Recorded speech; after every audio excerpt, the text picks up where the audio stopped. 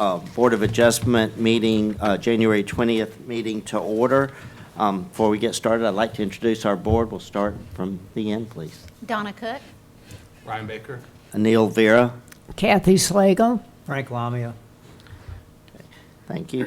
Our first order of business is approval of the minutes for December the 20th, 21.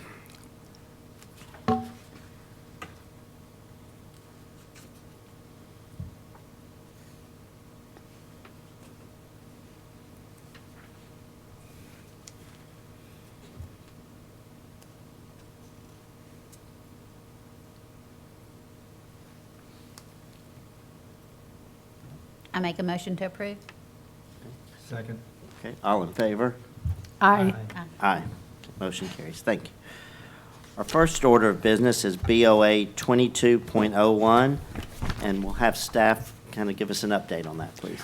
Thank you, Chairman. I do want to just welcome and introduce you to a new planner in the planning department. A couple of you met on the way in, but Casey Potts has started with us a week, well, it's not Monday, so a week ago Monday. So happy to have her aboard. She'll be coming to the meetings and kind of reviewing some of these.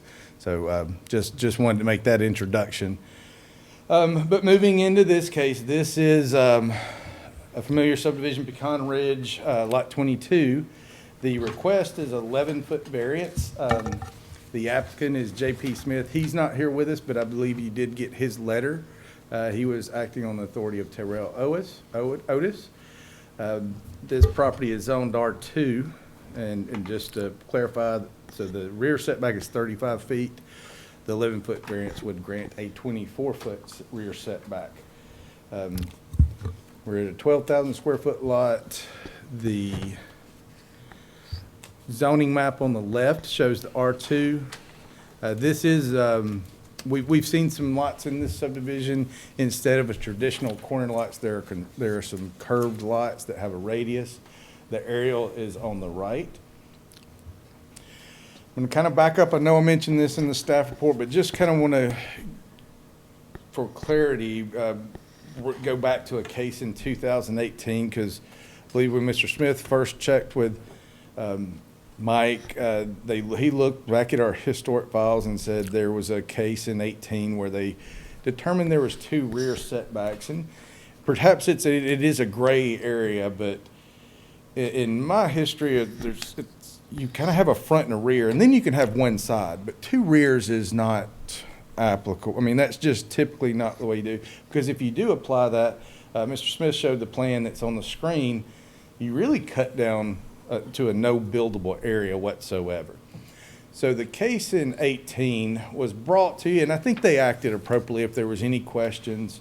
That was Buford King, and he brought it to and said, well, just out of caution, you know, we've made this interpretation, but do support the interpretation of a side of 10 feet. I don't think that's a variance request.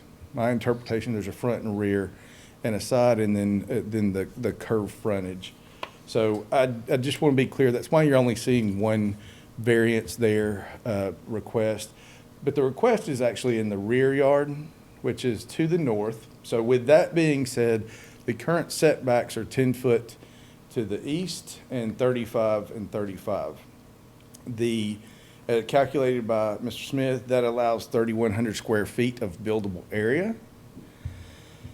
In essence, the questions arise, and we've looked at a floor plan on this and been talking about this for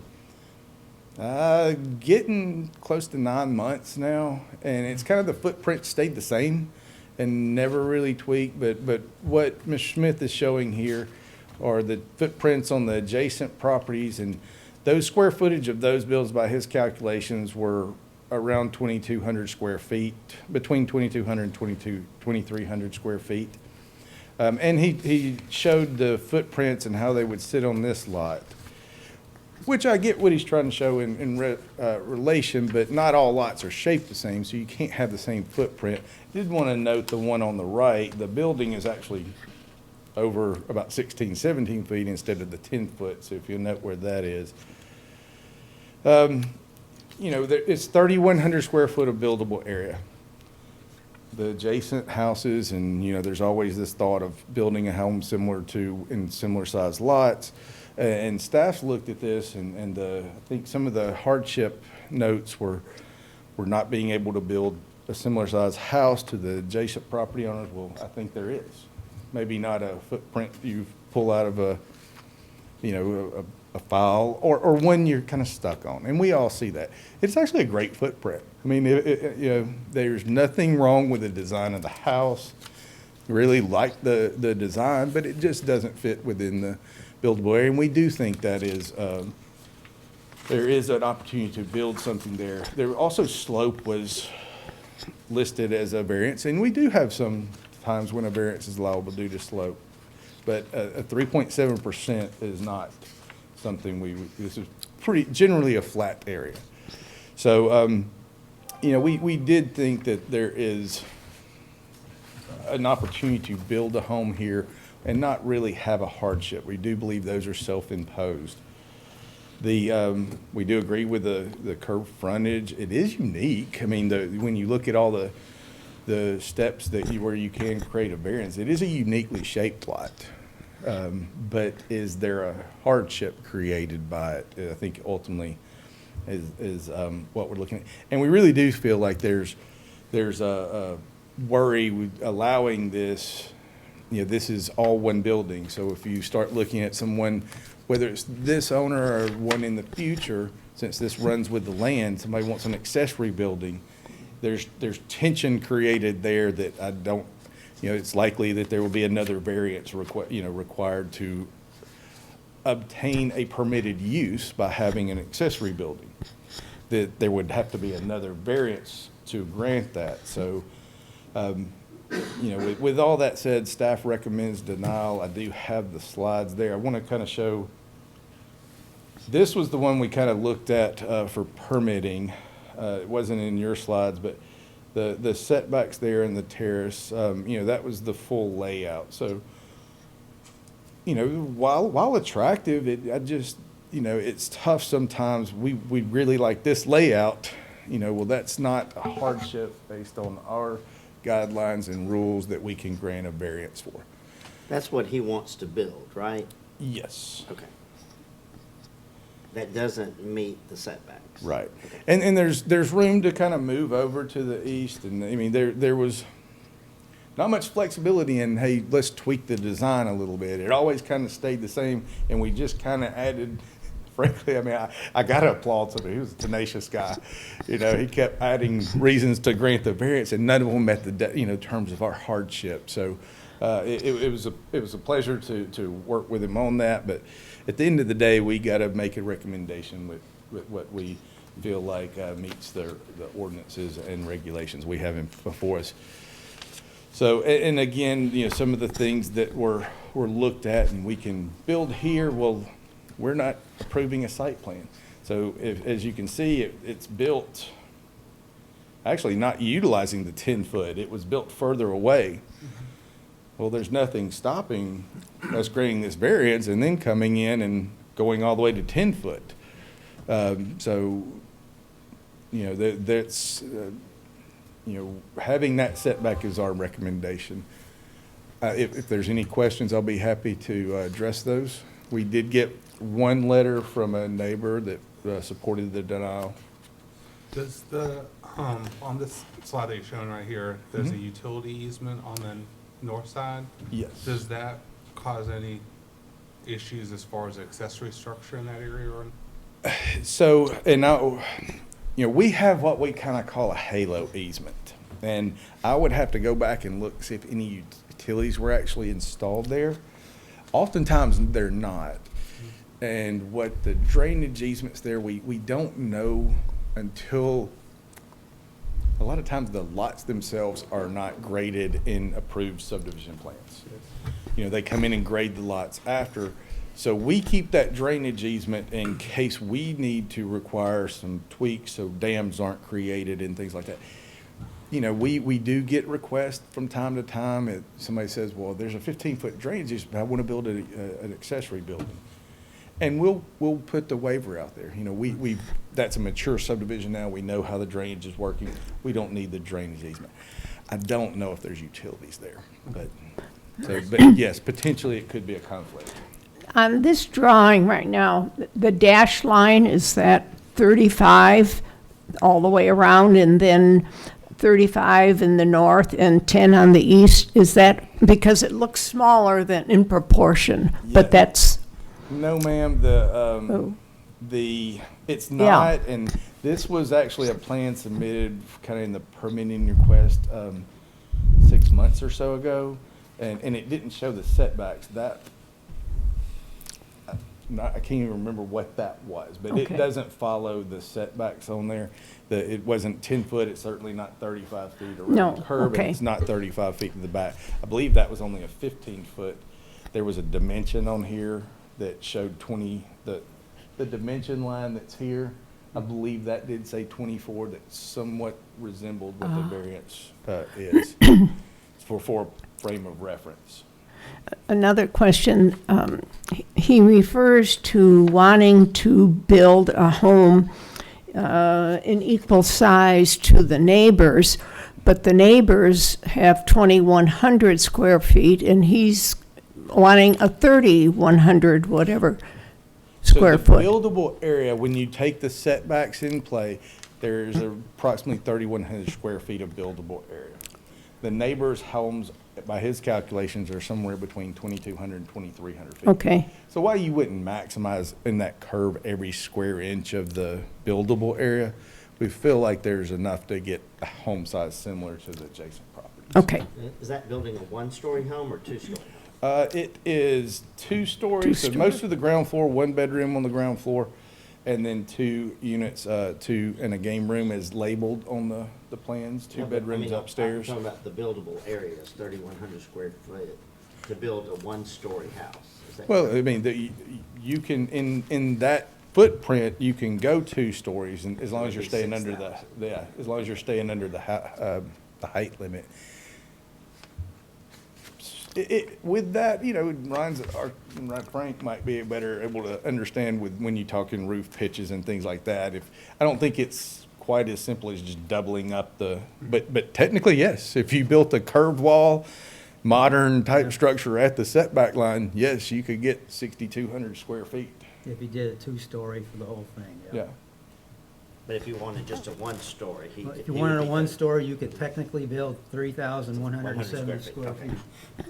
If you maximize the entire buildable area. And even taking not that a curved wall and jogging a building around. This property is unique to us because it kind of curves around it, so we don't have a defined front yard and backyard. Is that kind of what Yes. what we're trying to?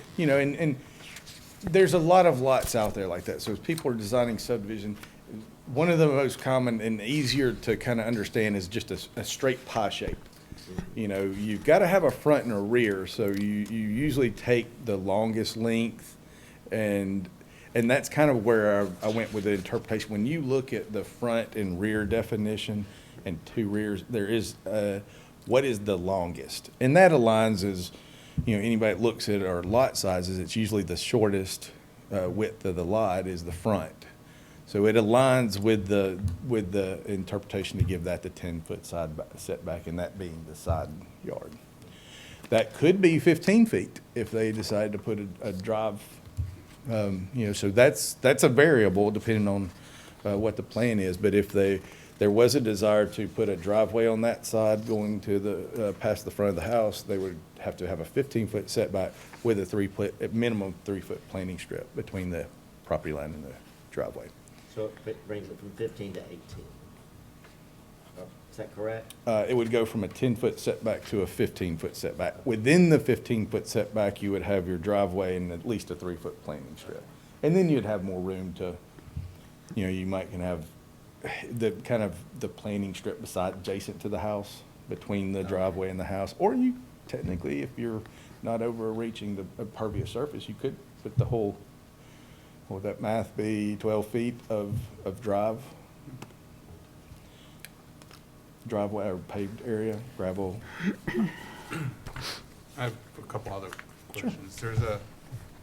In the packet, there was submitted a few other plan layouts of the site Mhm. with houses on it. One of them looked like there was 27 feet. One of them, they would just had different dimensions. What were those weren't houses that they were trying to submit for. These are example.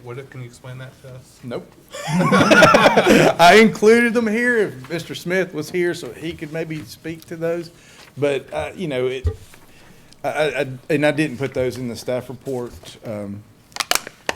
Frankly, I mean, our interpretation is buildable areas. Where we get to, I think part of that was, well, you know, before you tell us we can move the building to the front instead of the rear, look at what that does, and we'd rather have it here, and just kind of showing some of those allowances.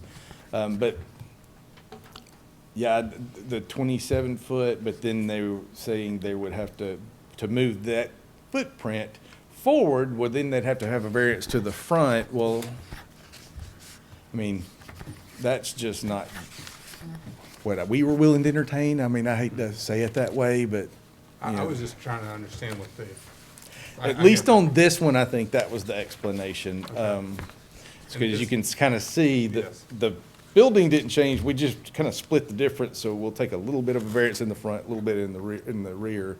And they didn't use the 10-foot side, they still at 15. Exactly.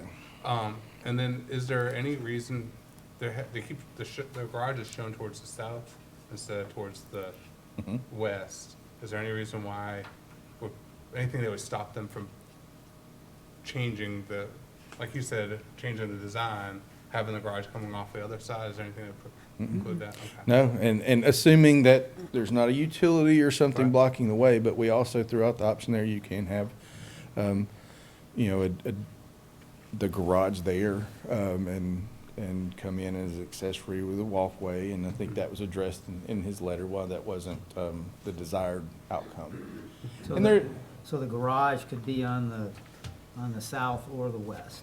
yes, Which Yeah. one? Yeah. I just wanted, what's forcing or what's not? yeah, and I get the logic of being able to pull in and walk, and I mean, you know, I get some of the logic there. It's just what's a hardship and what can we grant a variance on? Thank you. Have there been other variances in that subdivision? So the outcome of 2018, which was a similar lot, I will show you this. They did come before the board and said, we recommend to grant, there's a gray area. What is the rear? We recommend interpreting this as a side, allowing a 10-foot setback, but they recommend the denial of that one. I believe that was a 25-foot setback, where this request is a 24-foot. That staff at that time recommended denial of that one, and the board agreed. Y'all agreed with that at the time, so it I'm was sorry, can you denied. clarify that, just so I can understand? You're saying that the 35-foot turned to 10-foot on the north on this lot because it became a side? Yes, on the north of this one, that became a side. Okay, so it became 10, and then the rear yard did not, or whatever? They other did yard? not grant and it was a front yard on that one. Okay, 10-foot front yard variance that would allow the front to be a 25-foot setback. gotcha. So similar here, just front and rear, 1 foot difference, and that one was denied. Thank you. There was, so not long ago, we did have a variance request. Were granted, they weren't granted what they asked for. We kind of acknowledged there was a challenge. It was, can you see the mouse? I can't remember which one. It was one of these interior curved lots, you know, that has a little bit unique challenge there, and they were granted. I can't remember where we landed there. We acknowledged there was a hardship there, but maybe not as much as they thought that might be out of character with the neighborhood, so there was a variance granted for that one. And if there's another one, there could be in our historic files that I don't know about. Kathy and Neil, do y'all recall any other ones that were granted in this subdivision by chance? This was, and I'm sorry, I don't have the whole subdivision here. It actually comes down, and the variance request that I was mentioning in 18 kind of sits down. This road curves again, And there's another lot similar to this, just more east-west shape, so the front is facing the west.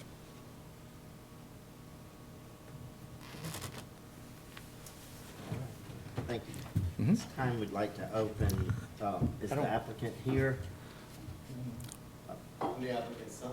Okay. I live in the neighborhood. Yeah. Do you mind coming up to the front and state your name, because we're on video? I'm Tyler Otis. I'm speaking on behalf of Terrell B. Otis. And what's your address?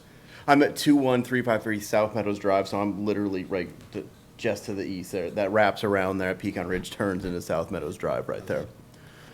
One of the things I'm noticing, I'm familiar with the area, so when you see where his cuts off with the turn, there's also that roundabout with a planter over on that other side right there.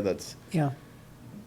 And it does push further into that, where if you go just around to the next turn, I'm familiar with that lot as well, they don't have as sharp of a kind of a cut into their lot right there. And I mean, I'm looking at this thing on that map, and I mean, it passes the eye test, right? I mean, that's the part where I'm a little confused. I'm looking at how he's got it laid out on the land, and it looks good, right? And it fits. And he's just trying to push away from that area cut into his lot right there, you know, where it turns around that corner. And it just seems more severe than just the other turn where you see it right there. So he's got to stay away from that, right? So he's just asking for that one side, you know, like going into that new house there on the north side, correct? That's where we're trying to get the additional 11 feet. There's nothing obtrusive about it.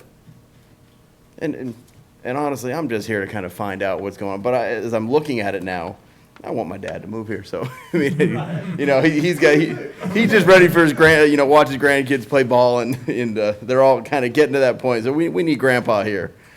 But obviously, whatever you guys, I mean, you guys have been here for so long, and you know exactly what's going on. And I understand that there are going to be circumstances where if you allow one thing, then you're going to have a whole bunch of other people asking for certain things. But man, when I'm looking at that plan on that lot, where it cuts off in the turn, it really does prevent you from being able to build something like you're seeing across the street, or what I know, you know, that got built more recently across the other way, you know, like directly across from him. I don't think he wants a 2,000 square foot house. I think he wants a, you know, a little bit bigger home. So, you know, my kids can come over, and I got 3, and they got friends, and that game room is for them. So, you know, if you could make an exception, fantastic. And if not, I understand as well. But it does seem to fit beautifully the way he's got it laid out. That's all I'd say. You know, take that into consideration. Thank you. Thank you. And there is a little bit of a skew there, just in the aerial, especially when we have the aerial photos overlaid with the county map. You know, you kind of get distorted a little bit. You can see that property really close to the neighbor on the east. It's not quite that far. I think there's a little bit more separation between that house and the property line. So there is a little bit of a skew just in the aerial, the way those are taken. Like to open the public portion of the meeting. Is there anybody for or against it from the public that would like to speak? And if you'll come up and state your name and address for us. Thank you. My name is Jeff Middleton. My address is 9416 Mosley Road. I actually came here this evening on behalf of my 2 neighbors. Their lots are in yellow on the map. Okay. Diane Bragg and Jane McKinnon. I think Ms. Bragg actually sent you guys an email this morning. We have a letter. There seems to have been a huge misunderstanding on our side of it. I didn't know anything about this hearing until last night, and it was Ms. Bragg's and Ms. McKinnon's belief that this hearing was about one of the lots directly to the east of their lots that would have affected the drainage between their properties. And so, knowing now that where the lot is actually located at, I think honestly that if Ms. Bragg could communicate that somehow here now, that she would not be against a variance in this area, and that this variance really doesn't affect us at all. But I feel like you guys should know that. Thank you. Is anybody else from the public that would like to speak for or against? We'll close the public portion. And board members, is there any feedback or response?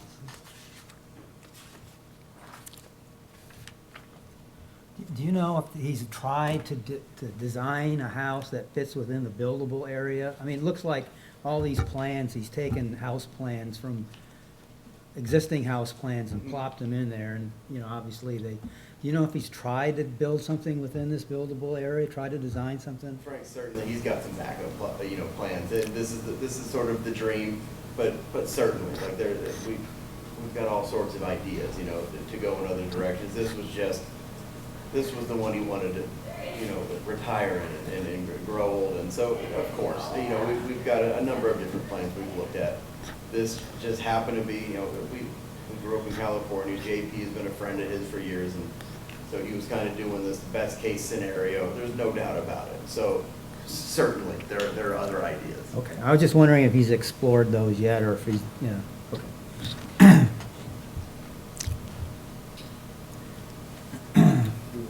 Talk about what the hardships are and why. I mean, it does kind of seem, why can't we just get the site plan for it and get a hardship? I mean, maybe it's worthwhile to mention what those are and why, if where our recommendation comes from, the hardships are generated by the land, and is there something preventing homes similar to others? And we can't consider desired site plans or even existing buildings. Those are not about the land. That's about the properties there. So and I think that was one thing JP was having a hard time with, because there's some different state laws in Arizona or New Mexico. I think he's now up in like the Sacramento area. Okay. So there's probably some difficulties in Yeah. There's just different requirements in what can happen under different state laws. So that was and sometimes when you have architectural review boards that can do things on building type variants, that made it. I think that was where some of his struggle was. Why can't you just it makes sense to us. So. But even if we were to approve this, the subdivision they have their restrictions, right? Wouldn't they have to, isn't there another layer that it would have to go through? I don't think so. There are, so here's what I'll tell you on that one. I think we don't enforce covenants. Covenants in the HOA is, most HOAs, I don't know the specifics one, this one have an architectural review committee. The interesting part about that is usually the developer is the sole person on that committee for a period of time, whether that's 15 years, 20 years, 25 years. Each are set up a little bit differently. And I believe we're still in that time period on this one. He lives there yes, in the area. So, yeah, they go get one request, and I think he did support this, and actually mentioned that, just go to the board of that committee. So, Okay. I will make a motion. Okay, motion? Mr. Chairman, I make a motion that we deny the 11-foot variance, the rear yard setback variance on BOA 22.01. Will I have a second? I second. Okay. All in favor or against, we'll take a roll call vote. Start at the end. Done. Aye. To deny? No, to deny, To yes. deny. To go. Aye. Aye. Aye. Aye. Motion carries unanimously. Motion is denied. Is there any other old or new business that we have? just want to make sure everybody still knows we're having public meetings for the comp plan. Appreciate everyone that was there on Friday and all the meetings that y'all came in. We have at the rec center meeting on Tuesday during the day. We have at Coastal campus on Wednesday. And March 3rd through the 8th, we will have the team in for multiple days where they're going to have a public design charrette and then work over the weekend, and then the following early part of the week will be the first presentations of actually putting pen to paper and some ideas, and then we can kind of, to get feedback in. So then there'll be another feedback period on what they're kind of proposing, so. Please join us for those, especially you guys, that y'all are really important to us, and how we, y'all know these regulations more intimately than a lot of other people, so it can help us through some of those processes. Is there any thing on the agenda for next month?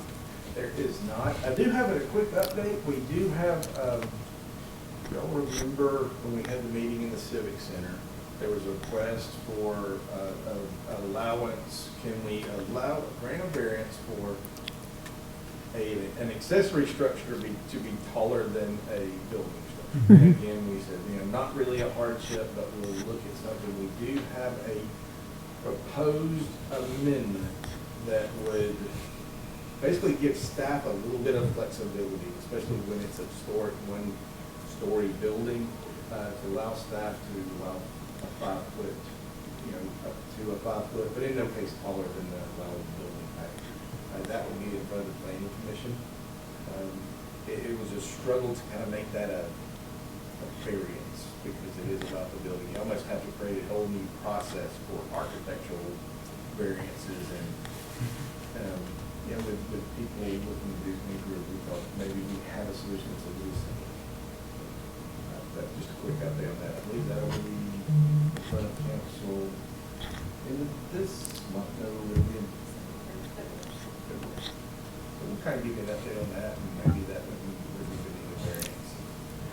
But if you have any thoughts on that, it is in front of planning commission last month, so it's in their minutes. Just the language with a footnote in the accessory building table. So When we had that was tabled, is that correct, or it was withdrawn by the applicant? It was tabled, because at that point in time, we were kind of looking to see if that could be a process to bring to the board of adjustment under some type of, it wouldn't even be a variance, I wouldn't want to create a confusing language.